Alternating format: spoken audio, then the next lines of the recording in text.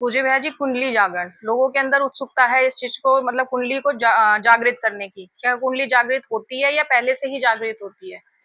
नहीं, कुंडलिनी जागरण का मतलब ये है कि आप जो है पहले से ही सरल हो, कोई भी आदमी सरल हो, सहज हृदय हो, सबका अच्छा चाहता हो, सबका विकास चाहता हो, किसी के बारे में बुरा ना सोचता हो। ये कुंडली जागृत की अवस्था है, पहले से ही अवस्था है। आदमी सरल हो, सहज हो, उसकी कुंडली जागी हुई है, वो अपने हृदय में निवास करता है और विशुद्धि चक्र तक उसके सारे चक्र खुले हुए हैं।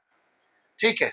जिसमें वक्रता है, टेढ़ापन है, ठीक है, जो बदमाश है, जो निरा मूर्ख बनाता है लोगों को, और जो क्या कहते हैं, अपनों को ही ठग लेता है, और जो वाचाल है, धूर्त है, और जो अपनों को पंगु बना के रखता है, वो व्यक्ति जो है वो कभी भी कुंडलिनी जागरण क्या किसी भी प्रकार के किसी भी देवता को प्राप्त नहीं कर सकता। अब कुंडलिनी जागरण आपने करानी है, आप धूर्त थे, मूर्ख थे, आपने दुनिया की धोखा दिया है, आप किसी गुरु के पास चले गए, उसने अपनी शक्ति बल लगा के जो आपको थोड़ा बहुत महसूस करा दिया। अगर उसके मन में आ जाए तो उसका देवता जो है वो आप पे अनुकंपा करे। लेकिन जब तक आप इन कार्यों को नहीं छोड़ेंगे तब तक कोई कुंडलिनी जागरण होता नहीं है। जो बैठे हैं वही लोगों को मूर्ख बना रहे हैं, तो फिर वो उनकी ही जागृत नहीं होती है। ठीक है, वही वाचाल हैं, वो धूर्त हैं, वो मूर्ख बना रहे हैं लोगों को उल्टा। ठीक है कि मैं ईश्वर हूं, मैं शिव हूं, मैं शिव लोक से आया हूं और मैं ये कर रहा हूं, और शिव वाली एक भी बात नहीं है उनके अंदर। ठीक है, तब जिसमें ममत्व नहीं है, जिसमें प्राणत्व नहीं है, और जो अपनी वायुओं को समान नहीं रख सकता, और जिसमें मनोबल नहीं है, जिसके संकल्प बहुत ढीले हैं, आगे ना, ऐसा व्यक्ति का कुंडलिनी जागरण कभी हो नहीं सकता। और कुंडली जागरण चाहिए तो फिर पता चले कि जापान में जितने लोग हैं उनके तो नीचे के चक्रों में वास ही नहीं है, उनमें काम पहले से ही कम है, क्रोध पहले से ही कम है, लोभ पहले से ही कम है, वे देश के लिए काम करते हैं।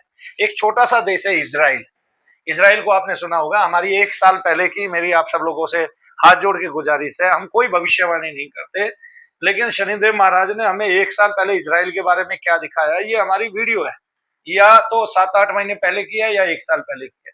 वो वीडियो आप जरूर देखना, तब आपको पता चल जाएगा कि ईश्वर जो दिखाते हैं वही होता है।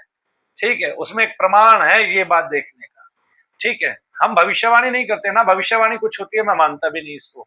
लेकिन अगर आपको ईश्वर ने कोई स्वप्न दिखाया है तो उसका एक अर्थ है, वो अर्थ मैंने आप लोगों को लगा के तब बताया है, और उस अर्थ को आप देखेंगे तो जो आज इजराइल के साथ हो रहा है, और जैसा इजराइल है उसको वैसा ही पाएंगे मेरी भविष्यवाणी को। तो वो आप देखिए जरूर, और सोचिए कि भगवान जो है, क्योंकि मुझे कोई भी एक आध सपन आता है तो वो सत्य आता है, सत्य स्वप्न नहीं आते हैं मुझे। पहली बात तो अब स्वप्न यही नहीं आते हैं, और कोई एक आएगा तो वो सत्य ही आएगा, असत्य कुछ नहीं होता ऐसे। तो जो हम देखते हैं इजराइल को, वो सारे के सारे लोग जब युद्ध होने लगा तो अपने देश में वापिस लौट आए, और वो कमा के लेके आते हैं बाहर से भी, और देश में रह के मेहनत करके अरबों खरबों डॉलर कमाते हैं, और उसको फिर अपने शत्रुओं को नितांत शांत करने के लिए कार्य करते हैं। अब देखिए, उनका सारा बल, सारा संकल्प एक ही चीज पे, एक ही विषय पे लगा हुआ है कि किसी तरह हम शत्रु को परास्त करें, हम जंग के मैदान में उतरे, और उनके वैसे ही प्रयास है। अगर वहां की भूमि उरु है, यानी कि मरुभूमि है, वहां की मरुस्थल रूप में है, तो उन्होंने वहां पे घास उगा दी सारे पे। तो क्यों उगा दी? उनके संकल्प वैसे थे। एक साथ लाखों संकल्प अगर किसी कार्य के लिए चल पड़े, अच्छे कार्य के लिए, तो वो बहुत अच्छा है। जैसे बागेश्वर धाम के पीठाधीश्वर जो है, उन्होंने एक अच्छा संकल्प लिया और ये किया है कि जाति पाति पूछे नहीं कोई, हरि को भजे सो हरि को होई, कि सभी ईश्वर की संतान है, सब समान है, और हिंदू जो है उसमें कोई जाति नहीं है। तो इसलिए सब हिंदू बन जाओ, सब भारतीय बन जाओ, सब भारतवर्ष के हो जाओ, सब आर्य बन जाओ, अनार्य ना रहो, अ हिंदू ना रहो, है ना, और अभारतीय ना रहो। तो भारतीय बनो और देवत्व को प्राप्त करो। सब लोग जो है वो जाप करने में, भगवान का नाम लेने में सभी ओर से सुलभ है। तो कोई भी ईश्वर की शरण में जाएगा वो ईश्वर का हो जाएगा। और ईश्वर की शरण में वाल्मीकि जी गए, हम क्यों जाति पूछी वाल्मीकि जी की? हमने तो किसी ने नहीं पूछी, वो मनु भैया के भगवान। आगे जिनके हृदय में राम रहते हैं वो वाल्मीकि हैं। आज वाल्मीकि समाज इतना बड़ा है, आप देखिए कितने लोग जिसको, जिस कार्य को छोड़कर वो वाल्मीकि हुए, ठीक है ना, और तब करके वाल्मीकि बांबी उनके ऊपर बन गई, तब वो वाल्मीकि हुए रत्नाकर से, और उनके नाम के सामने क्या आता था, और तब वो भगवान हुए हमारे। आज उसी कार्य को करके वो लोग वाल्मीकि हैं कि जो कार्य उन्होंने छोड़ दिया था वो उसको आज भी कर रहे हैं, और वो वाल्मीकि कैसे हो सकते हैं? मैं तो ये मानता हूँ। तो सूखा ढिंडोरा पीटने से काम नहीं होगा। आप किसी को हरि का जन कहो और वो हरि के निकट ही ना हो तो क्यों कहो? मेरा तो कार्य ये है, मुझे तो करके दिखाओ भाई, मुझे करके देखने में आनंद आता है। मैं कर्मी हूँ, सवेरे खड़ा होता हूँ। और इसी प्रकार से अगर आचार्य प्रशांत को भी आप सवेरे से लेकर रात तक खड़े करोगे तो एक दिन में पता चल जाएगा सारा वेदांत क्या है। अगले दिन में नहीं पता चलता। लोग ईश्वर के विश्वास की बात कहते हैं, मैं अपने विश्वास की बताता हूँ। मैंने यहाँ पर अपने लिए 4 लोग रखे सुरक्षा के लिए, वो तब भी मेरे साथ नहीं रहते थे, फिर भी 1-2 आदमी पीछे खड़े रहते थे और कई आदमी गिर जाते थे। मेरा कार्य ऐसा है, सीधे सीधे खड़े खड़े गिर जाते थे, तो उनको संभालने के लिए भी थे। एक महिला लड़की भी थी, उनको संभालने के लिए मुझे वो हटाने पड़े। अच्छा नहीं लगता था आदमी मुझसे मिलने आए और वो उनको रोके, तो मुझे वो हटाने पड़े, है ना। जिसको ईश्वर पे विश्वास है उसको किसी की आवश्यकता नहीं है, ईश्वर उसकी खुद रक्षा करते हैं। अगर आपको ईश्वर पे विश्वास है, प्रहलाद की कथाएं आप सुनाते हो तो प्रहलाद बन जाओ ना भाई। कहा 10-10 जो है काले कोट वाले आपको चाहिए आत्मरक्षा के लिए, कहा चाहिए? और कौन सी आत्मरक्षा? आत्मा की कोई रक्षा कर सका है क्या?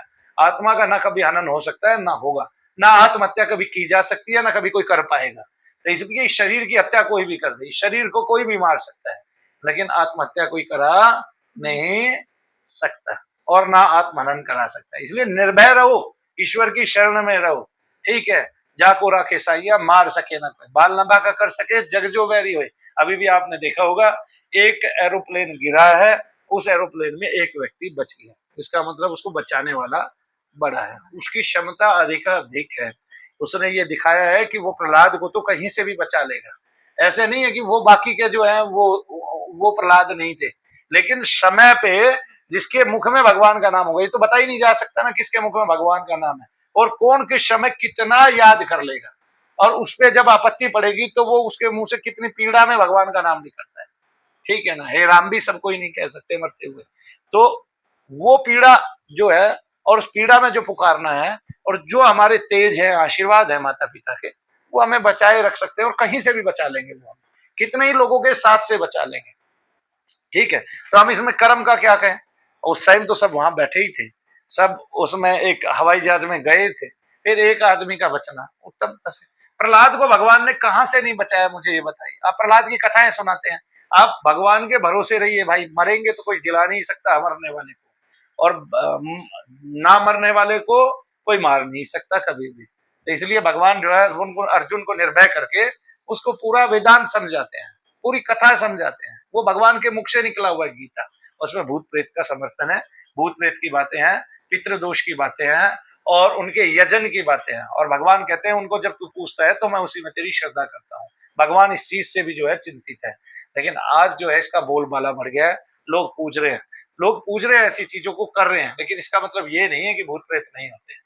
फिर भी जिसको भूत प्रेत देखने हैं वो मेरे पास आ सकता है, ये ढोंग नहीं, ढकोसला नहीं। मेरे पूर्वजों की बातें हैं, मेरे पूर्वजों की कथाएं हैं, हमारे पुराण है, हमारे वेदांत है, हमारे ग्रंथ है, ठीक है। साक्षात किसी को देखने हो यहाँ आ जाना, लेकिन उसका आकार लेके मत आना। कभी कोई ये सोचे मुझे भूत प्रेत ऐसे बड़े बड़े दिखाई देंगे, नहीं। जो सूक्ष्म योनि है वो सूक्ष्म ही है, हम केवल आभास कराएंगे, देखिए, और दूसरा बताएगा। अगर आपको होगी तो हम आपके अंदर ही आपको आभास करा देंगे। जय शनिदेव।